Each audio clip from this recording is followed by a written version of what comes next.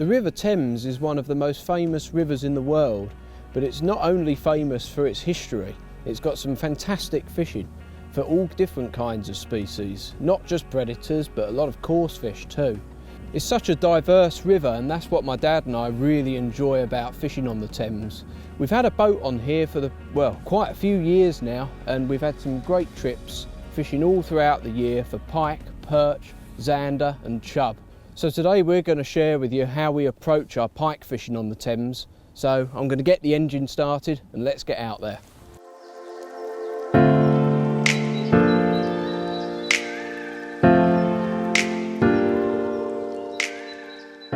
The River Thames is a big river, and as a result the conditions can change daily. We had a lot of rain a couple of days ago, and what's happened is that the river is now quite coloured. There's a lot of water going through. I was hoping for a little bit more visibility today, but the good thing about the flow is that what it's going to do is push the pike and the prey fish into the slack areas. And what we'll be doing today is using quite big lures with lots of movement, vibration, action, something that the pike can home in on. And we'll fish quite bright lures as well, because we've got a fair bit of colour. We've probably got about 12 inches of visibility. So the idea is going to be casting into the slack areas and trying to find any pike that may be sitting there. We're going to fish a variety of different lures today, and the great thing is with the two of us fishing is that both of us can be trying different methods. So if one starts catching, then the other can change to that same method and make the most of it. I've started off with the 16cm Pro Grub in the lemon tiger colour, something with a big profile that stands out in this coloured water. Dad, on the other hand, has started with a bladed chig with a spiky shad trailer in lemon tiger. Ooh, I'm not sure if I had a hit just then.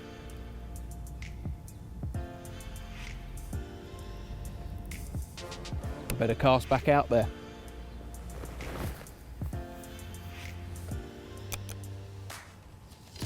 Well, I've just had a possible hit casting into a big eddy over the back over there. Just cast into some overhanging bushes. When the conditions are like this, you've got to make the most of those hits. And what I might do now is have a couple more casts with the Pro Grub, and then I'll have a change to a chatterbait or a spiky shad and see if a different lure and a different action can pick up that fish.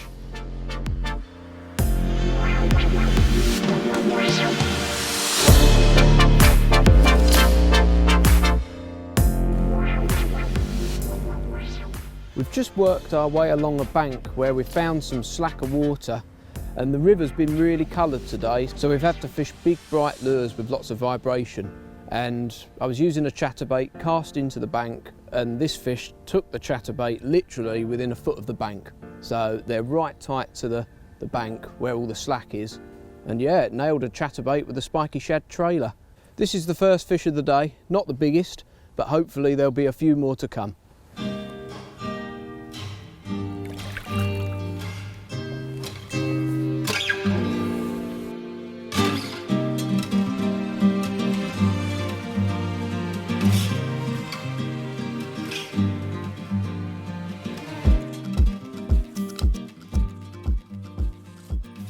As the water's quite coloured today, we're both fishing quite big lures. Lures that have got a big silhouette that stand out well. So I'm using the Rage Prism X pike cast rod. It's 7'7" and casts 40 to 120 grams. So it's ideal for fishing all kinds of lures really, because it's got a pretty pokey tip. And when you've got tough conditions like this, it pays to be versatile. So using this rod is giving me an advantage really. I've got a big bait caster on here, and that's spooled up with 75-pound braid. The reason we've got the heavy braid on here is so that when you're casting out big lures, you don't crack off. If you're using braid that's too light, the amount of pressure that builds up on the knot when you go to make your cast can put too much pressure on the knot and it can snap. So you need to fish pretty heavy braid when you're fishing big lures. Tied to the end of the braid is a 50-pound 7-strand titanium trace, which has got lots of movement and is not going to kink up. Overall, it makes an awesome outfit for targeting pike with 5 to 9 inch lures, which is what I tend to use for targeting big pike. Yes, well done.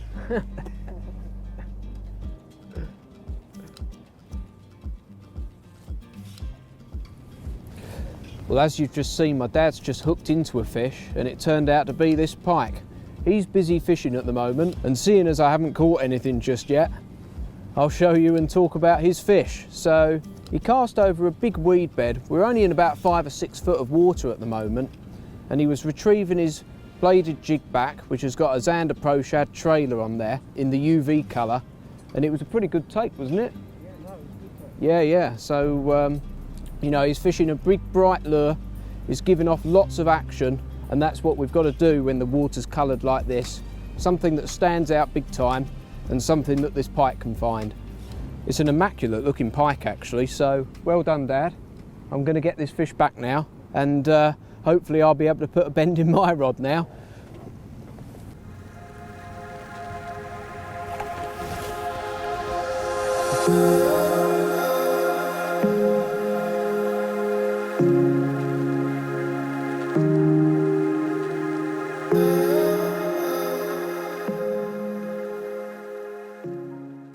When there's a lot of water pushing through, it can often be worth having a few casts around the back of an island like we're doing at the moment. There's a big area of slack water here, and there's a good chance that there could be a pike sitting in this slack water. So we're going to give it 5 minutes or so, have a few casts, try a couple of different lures, and if we don't get any bites, we'll move on down again.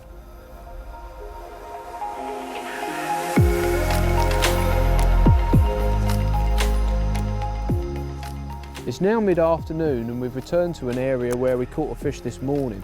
Because of the clarity and the amount of water that's pushing through, we've been a little bit restricted to the areas that we've been able to fish. So what we're doing is concentrating on the areas where we feel most confident there would be pike holding up. So what we'll do is we'll give this area a go for an hour or so, and then if we don't get any bites, what we'll do is move back to where Dad caught his pike earlier on and give that another go, and hopefully that will produce another fish before the light fades. When the fishing conditions are tough and the water's really coloured like it has been today, we've been using stingers on the bigger baits because we don't want to miss an opportunity to hook a fish. Sometimes you might get fish nipping at the bait, especially in the coloured water that we've been fishing in today. So that's why the stinger can help convert those bites into fish in the boat. There are 2 types of stingers that I like to use. One of those is with a treble hook with a short length of 40-pound trace wire that's looped over the eye of the jig head. The second stinger that I like to use is a single hook. These are actually stinger hooks that are designed for spinnerbaits and chatterbaits, and they're the types of lures that I tend to use these on the most. So they've got a much bigger eye than a normal Aberdeen shaped hook, and what you can do is you can pull the eye through the main hook on the spinnerbait or chatterbait and then slide some plastic tubing on over the top. I've actually done it twice here, so it's really locked in place, and in conditions like these you'll be surprised how often that having that extra hook on there can convert a bite that could have been a missed bite if you weren't using a stinger into a fish on the boat.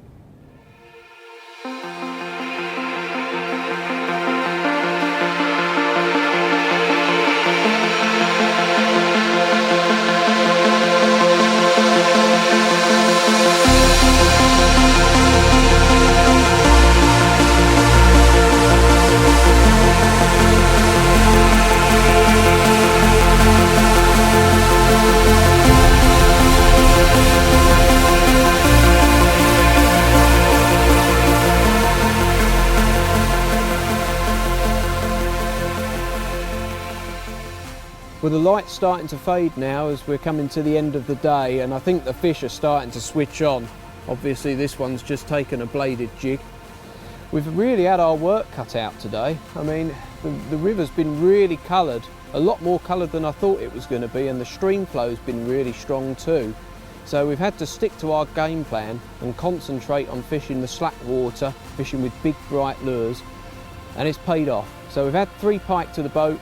We've lost 3 pike as well. I think the reason we've lost a few pike as well is because they've been missing the lures because the water's so coloured at the moment. As ever, it's been an awesome day fishing the Thames. It's a river I love fishing simply because it's so diverse. It's a shame we haven't picked up anything a little bit bigger, but we've had some great fun and it gives us a great excuse to come back and do it all over again.